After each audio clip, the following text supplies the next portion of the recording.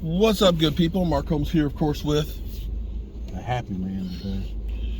Michael Anthony Fitness Reaction Gig Economy Gina Extraordinaire. And as soon as the situation gets resolved, I'm going to video on my gig channel. Okay. When the situation gets resolved. We are working here at the Red Brick House. I am a ditch digger today, digging a ditch for the water line. I've actually got it already under the house, and I'm only about 6.5 feet away from the meter base of actually having that trench dug, so that's good.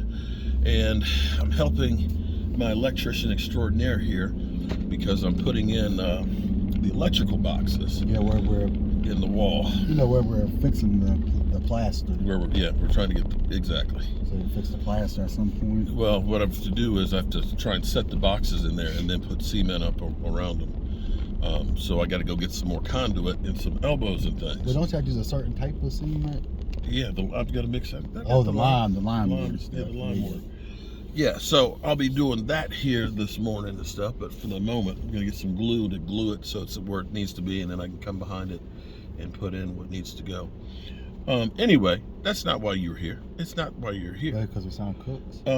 Brandon Cooks. So I did a video earlier. Is he from the Texans? Yeah, this is what's crazy about, okay, think about this. So, first you have DeAndre Hopkins, who was with the Texans, and their coach, Dan O'Brien, thought he was Bill Belichick and decided, I'm going to trade him for David Johnson, a broke-down running back, okay, and draft picks.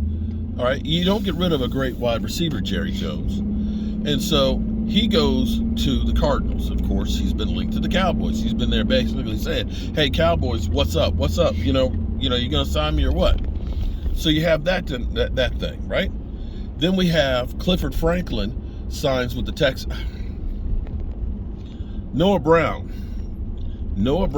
signs with the Texans, okay? Veteran wide receiver is what they called him. Yeah, he is a vet. But he's not. He is a vet. He cost us a couple of games. Man, it's 12:30 already? Yeah, dude. Damn. We have our live stream at 5 o'clock, so don't forget. So we have him going to the Texans. Then we have, this just blows me away.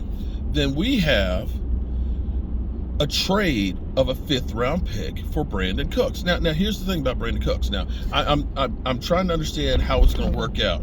Now for the Texans, they save I think $10 or $11 million in the cap. So we gave up 2 number 5s for 2 5s to get 2 starters. Ooh, I like that. Well, and here's the thing, because and one of us is Penstory. You know, I've been giving the Joneses crap because, you know, I was like, give up a 3 or a 2nd to get Hopkins, and I still believe Hopkins would have been a better option. But he gave up 2 number 5s he is, starters. but he is a deep threat. So when you look at his numbers, you got to think that he has been dealing with an ass team, Eastside Herald. And, you know, even though basically they say Dak Prescott and David Mills are equal because they had the same number of interceptions, okay?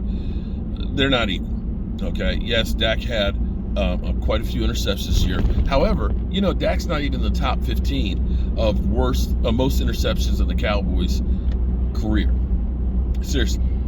Tony Romo's got 2 years. I think Troy Aikman has 2 years where they threw more interceptions than Dak Prescott. But he won 3 Super Bowls. Okay, but still, I'm just pointing out there, yes, that if you, it doesn't really matter, just because you have one season with a bunch of interceptions doesn't mean it's every season. That's what I'm saying. Unless you're Carson Wentz. So Brandon Cook, I think he had like 700 and 800. I think he had 700 yards last year, but he had Davis Mills throwing to him, and they only averaged 17 points a game as opposed to like the 32 with Dak Prescott. So from that standpoint, he should be able to elevate his game. Now Odell. Now again, I've been digging a ditch here, so forgive me. Damn, that thing's frozen solid. But my man, Prime Time and Game Time, one of the two of them had said that Odell has reached out to the Giants now. So I guess you might want to reunite. Yeah, well, we know Odell was like, I don't know who put out there that I was looking for $20 million, thinking that was scaring teams away. He said, but I'm sure worth more than $4 million. So somebody apparently said, hey, Odell, we'll give you $4 million to sign. So I'm guessing that the Odell Beckham Jr. to the Cowboys is dead. I'm guessing that the Hopkins deal is dead. Although, here's my thing. We went last year to literally having no receivers. Okay. We had one. I'm sorry, CD. We had CD and some guys. And we still finished better than last year. Michael Gallup on one leg. Okay. Still was not good. But we finished better than last year. And we had Clifford Franklin, who going to that year, I think he only had like 150 yards or something like that in his career. Yeah. I still think you would be benefited by having another receiver. I'm not saying that we need to go out and get Hopkins, although if you could work out a deal to get him, that would be fantastic. But I still would like to see another veteran or another receiver in the draft that's got maybe a little bit more of a pedigree than, say, Jalen Tolbert.